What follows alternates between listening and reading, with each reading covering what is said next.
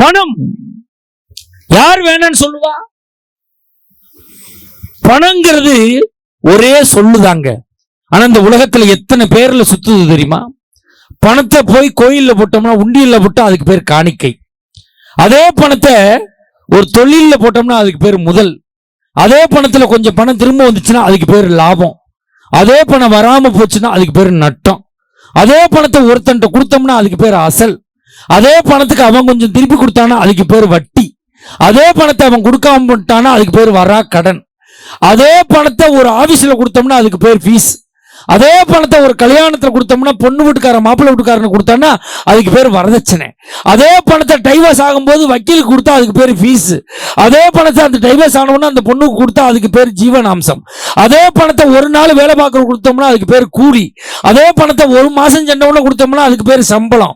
அதே பணத்தை அவர் ரிட்டையர் ஆனவன கொடுத்தோம்னா அதுக்கு பேர் பென்ஷன். ஒரே பணம் தான் இந்த உலகத்தில் பல பேரில் சுத்தி கொண்டிருக்கிறது. அதை நோக்கித்தான் நாம் சுற்றி கொண்டிருக்கிறோம்.